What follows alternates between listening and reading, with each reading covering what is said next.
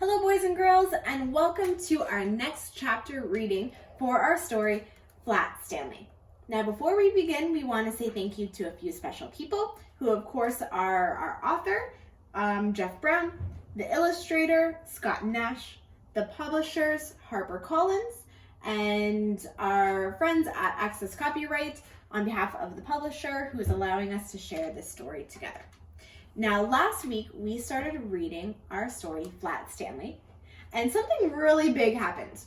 Our character, Stanley, was sleeping in his bed when a ginormous bulletin board fell on him and made him flat. His brother, Arthur, found him, and he was as flat as a pancake. His mom took him to the doctor and said, well, he's okay, but Stanley's just now flat. So we're going to read our next chapter, which is chapter 2, and it is called Being Flat. Now, to make some predictions about what's going to happen in this chapter, I want to take a look at the picture. In this picture, I see Stanley doing something really different. I see him sliding under a door. And I also see his brother Arthur's face. Arthur doesn't look very happy. So let's see what's going to happen in chapter 2, Being Flat. When Stanley got used to being flat, he enjoyed it. He could go in and out of rooms, even when the door was closed, just by laying down and sliding through the crack at the bottom. Mr. and Mrs. Lambchop said that it was silly, but really, they were proud of him. Arthur got jealous, and he tried to slide under a door too, but he just ended up banging his head. Being flat could be quite helpful, Stanley found out. He was taking a walk with Mrs. Lambchop one afternoon, and her favorite ring fell off of her finger. It rolled across the sidewalk and down the bars of the grate that covered a deep, dark hole. Mrs. Lambchop began to cry. I have an idea, Stanley said. He took the laces out of his shoes and an extra pair out of his pocket and tied them all together to make one long lace. Then he tied one end to the back of his belt, and he gave the other end to his mom. Take a look at what he's doing. I see his mom up here, and I see Stanley attached to the shoelace.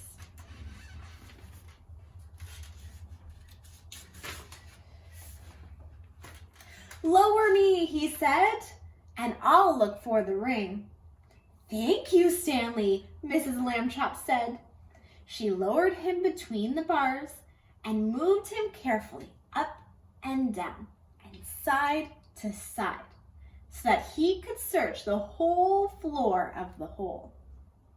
2 policemen came by and stared at Mrs. Lambchop as she stood holding a long lace that ran down through the grate. She pretended not to notice them. What's the matter, lady? The first policeman asked. Is your yo-yo stuck? I'm not playing with a yo-yo, Mrs. Lambchop said sharply. My son is at the other end of the lace, if you must know. Get me the net, Harry, said the second policeman. Take a look at, there's the police officers and Mrs. Lambchop.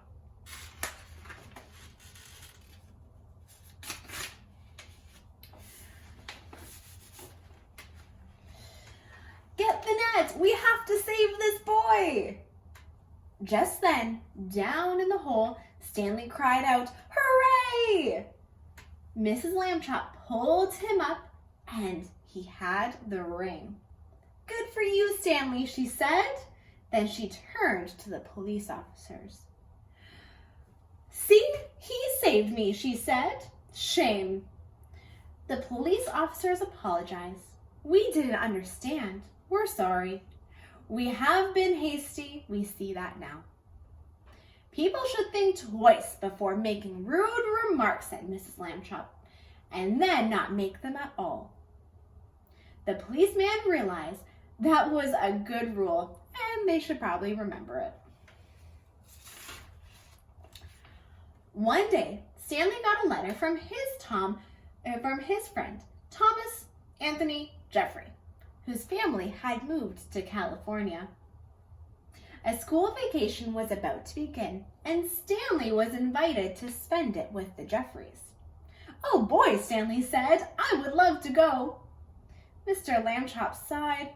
"A round-trip train or airplane ticket to California is very expensive," he said. "I'll have to think of a cheaper way for you to go." When Mr. Lambchop came home from the office that evening, he brought with him an enormous brown paper envelope. "Now then, Stanley," he said, "try this on for size."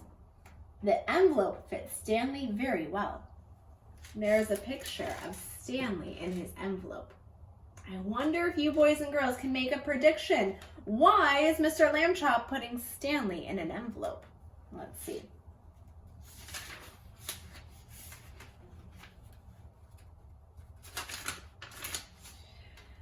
It fit perfect. There was even a little bit of room left over, Mrs. Lambchop discovered, for an egg salad sandwich made with thin bread and a toothbrush case filled with milk. They had to put a lot of stamps on the envelope to pay both airmail and insurance, but it was still much less expensive than a train or an airplane ticket to California. It looks like they're going to mail Stanley to California. Let's see.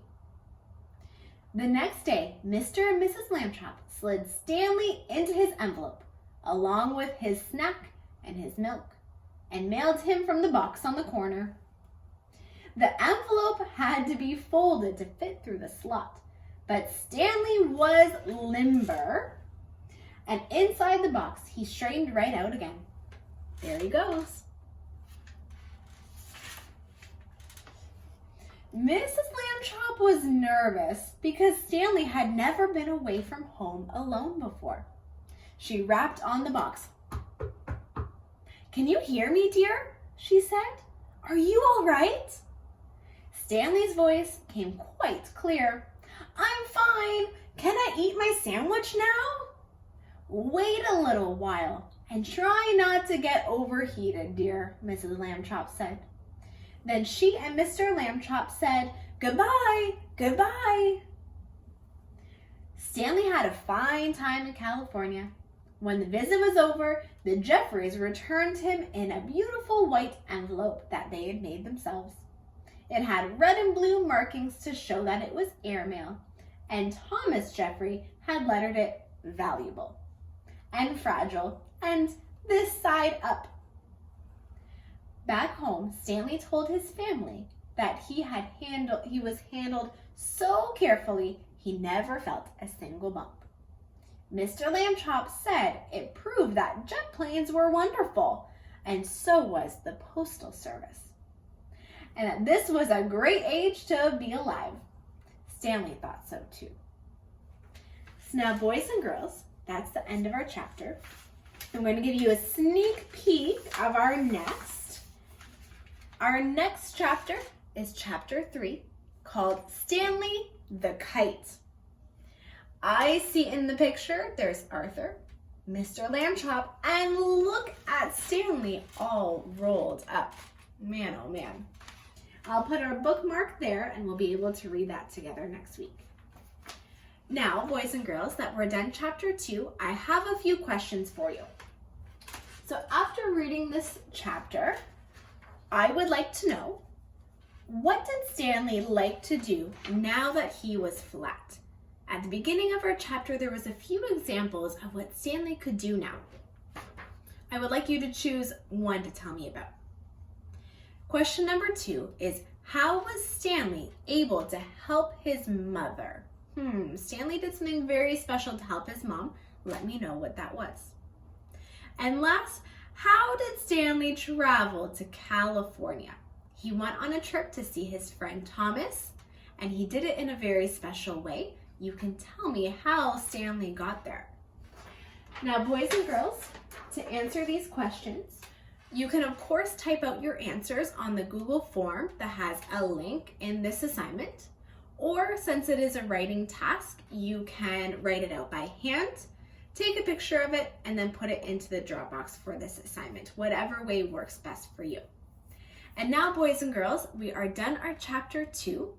On our stream page for our Google Classroom, there is a video that was added this week, and it said, don't watch it until you've done chapter 2 of Flat Stanley. Now that we have read this together, you can go back to the stream page and take a click and watch what that is. We are going to be doing something very special with Flat Stanley. So go and have a look. Take care, boys and girls.